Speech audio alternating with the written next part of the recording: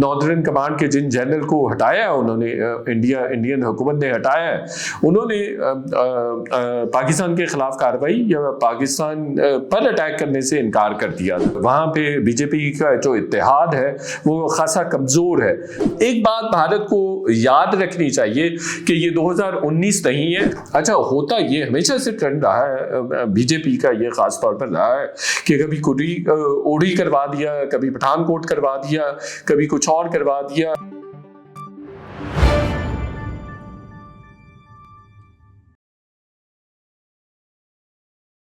अस्सलाम वालेकुम नाज़रीन, मैं हूँ शाहिद मेतला, आप मेरा वीलॉग देख रहे हैं। आज 30 अप्रैल 2025 है। पाकिस्तान और इंडिया के दरमियान कशीदगी बरकरार है, बल्कि रात हालात काफ़ी ज़्यादा ख़राब हो गए थे।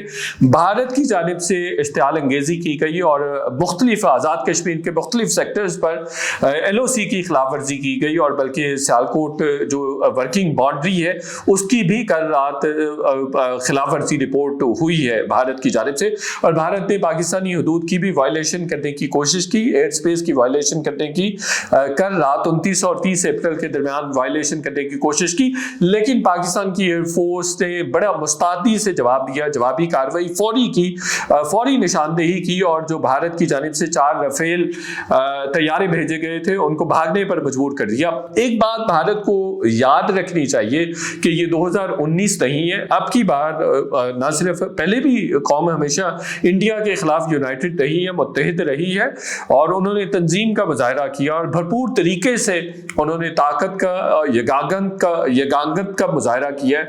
हमेशा ही खास तौर पर भारत के हवाले से जब भी कोई बात आती है, या भारत की जारहियत का जवाब देने के लिए जब भी कौम को किसी न किसी सतह पर इत्तेहाद करना जरूरी होता है।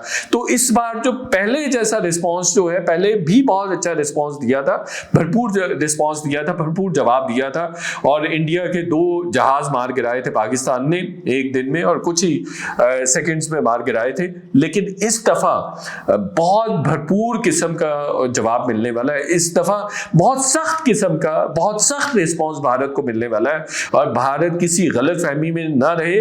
ये जो रिस्पॉन्स है ये बहुत ज्यादा मल्टीफोल्डेड हो सकता है, बहुत ज्यादा मैग्नीट्यूड का हो सकता है, ऐसा नहीं है। बल्कि हमारे जो वजीर दिफा है वो भी कह चुके हैं कि ऑल स्पेक्ट्रम में हो सकता है, ऑल डोमेन्स में हो सकता है, और न्यूक्लियर भी इस्तेमाल किया जा सकता है, न्यूक्लियर आर्सेनल भी इस्तेमाल किया जा सकता है। तो इसलिए भारत को ये याद रखना चाहिए कि अगर वो कोई भी जारहियत करने की कोशिश करता है, कोई भी शरारत करता है, तो उसको इसके नताइज भुगतना पड़ेंगे। कल रात तारण ने बता दिया था कि 24 से 36 घंटों में कुछ ना कुछ भारत की जानिब से शरारत हो सकती है, और फिर भारत ने शरारत की भी। लेकिन हम चूंकि हमारे फोर्सेस चौकन्ना है और महाज पे डटे हुए हैं, और बड़ी जहां पे भी वायलेशन हुई है, हमारी फोर्सेस ने बड़ा भरपूर जवाब दिया है और जवाबी कार्रवाई करके उनको पसपा किया है। अभी कुछ देर पहले भी वजीर खारजा इसहाक डार और DGISPR ने ज्वाइंट प्रेस कॉन्फ्रेंस भी की है और दुनिया को बताया है कि भारत मुसलसल शर अंगेजी कर रहा है, इश्तिआल अंगेजी कर रहा है, और मुसलसल इलाके का, रीजन का अमन तबाह करने की कोशिश कर रहा है।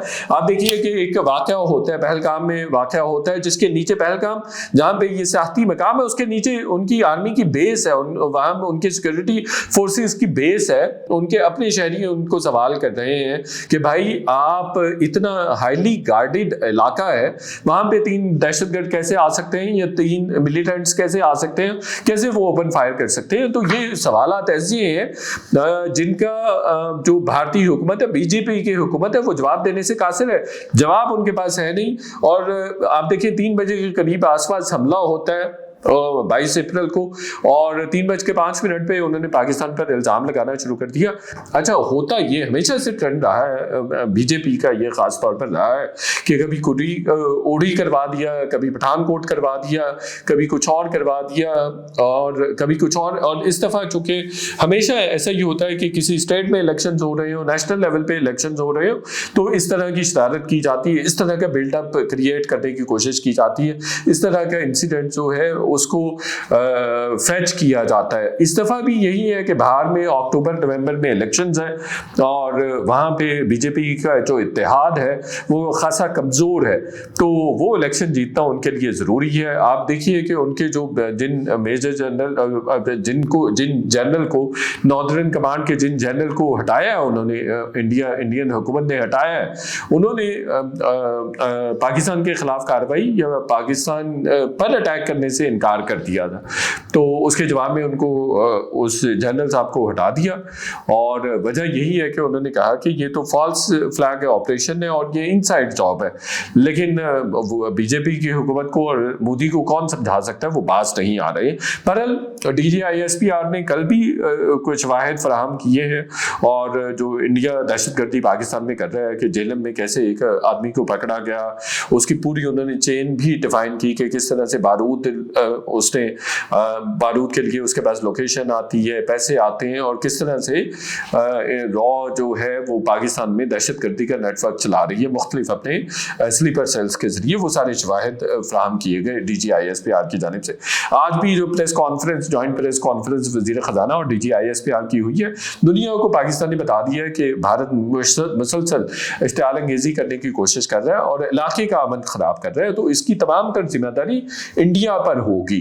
डेफिनेटली मुख्तलिफ जो ममालिक हैं वो मुख्तलिफ ममालिक ईज़ करने की कोशिश कर रहे हैं, जो टेंशन हैं वो कूल ऑफ करने की कोशिश कर रहे हैं। ख़ास तौर पर उसमें अमेरिका ने तो बताया भी है कि जो स्टेट डिपार्टमेंट है और अमेरिकी हुक्काम जो है, वज़ीर ख़ारजा जो है ख़ास तौर पर अमेरिकी, वो he was suppose to talk to foreign minister Ishaq Dar and Indian foreign minister as well, तो उनके साथ उन्होंने बातचीत करनी थी, वो आज शायद हो भी गई हो उनकी, तो वो भी ईज करने की कोशिश कर रहे हैं दोनों ममालिक के दरमियान टेंशंस।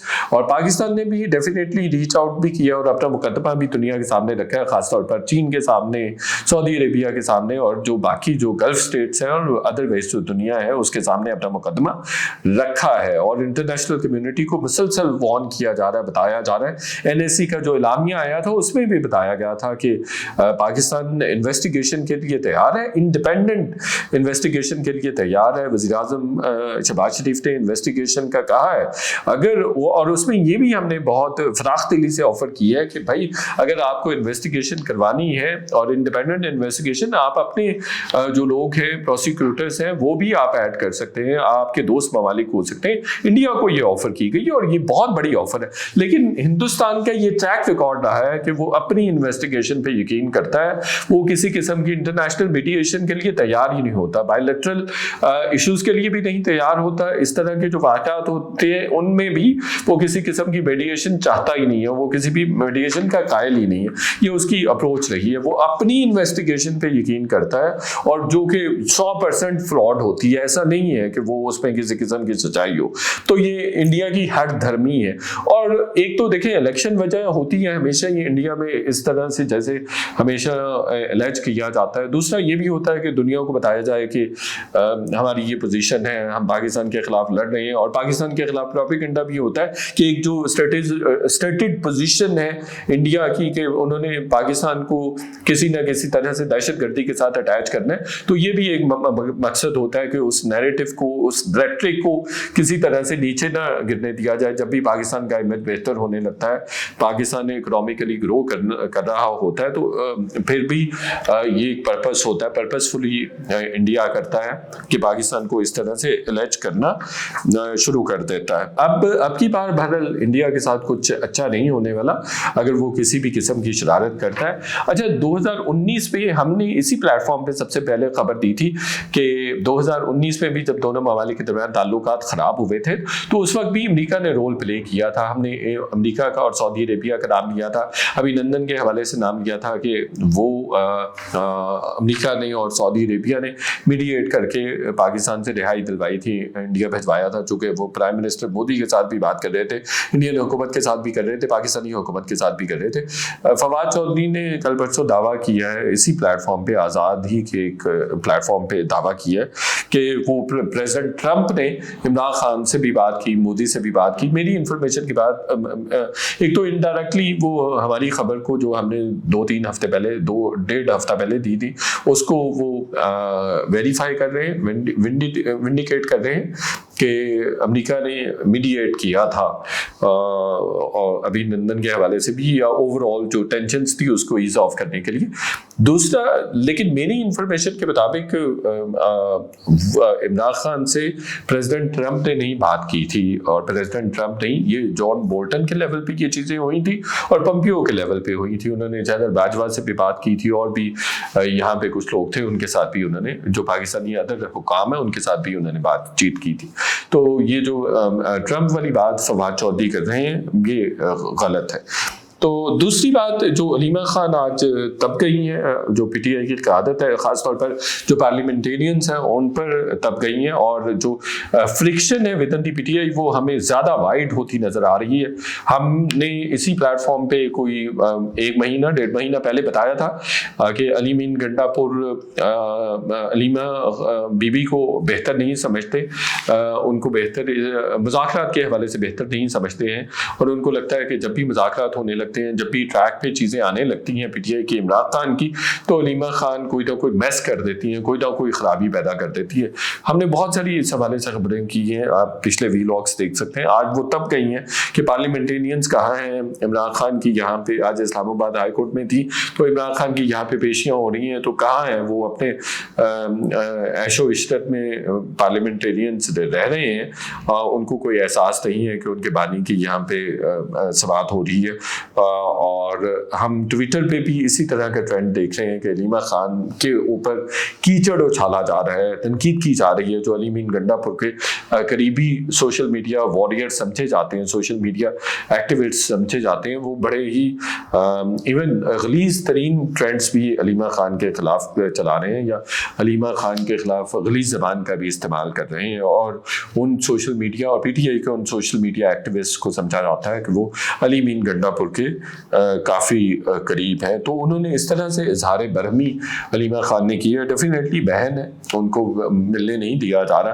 फैसल चौधरी कल भी मिलने में कामयाब हो गए थे इमरान खान से, तो वो फिर अलीमा खान ने एलर्ज भी किया था कि इनको जो एस्टेब्लिशमेंट के लोग हैं वो भेजते हैं, वही इनको फैसिलिटेट करती हैं। और तो ये इसलिए फैसिलिटेट फैसल चौधरी को किया जाता है ताकि वो बाहर की जो असल इंफॉर्मेशन है वो इमरान खान तक ना पहुँचते दें, और वो बार करते हैं, स्टॉप करते हैं, रोकते हैं जो ओरिजिनल इंफॉर्मेशन है और असल इंफॉर्मेशन है, जो सियासी हालात की भी और अदरवाइज भी पीटीआई की। तो ये बात हमने अगेन रमज़ान में बता दी थी कि फैसल चौधरी को इस्टेब्लिशमेंट और अलीमीन गंडापुर दोनों सपोर्ट करते हैं, और वो उन दोनों की इमा पे, उन दोनों की मर्जी से फैसल चौधरी इमरान खान से मिलते हैं, और इमरान खान से मिलने वाली हर मुलाकात की रिपोर्ट वो अलीमीन गंडापुर को देते हैं। और आप देख लें, हमने ये महीना 1.5 महीना पहले खबर दी थी, अलीमा खान ने ये बात कल की है। और इसी तरह से जो रिपोर्ट करने वाली बात है कि फैसल चौधरी अलीमीन गंडापुर को सारी चीज़ें रिपोर्ट करते हैं, जो भी बातचीत इमरान खान साहब के साथ होती है, ये भी आपको कमिंग डेज में इसकी भी तस्दीक होती नजर आएगी। बहुत शुक्रिया।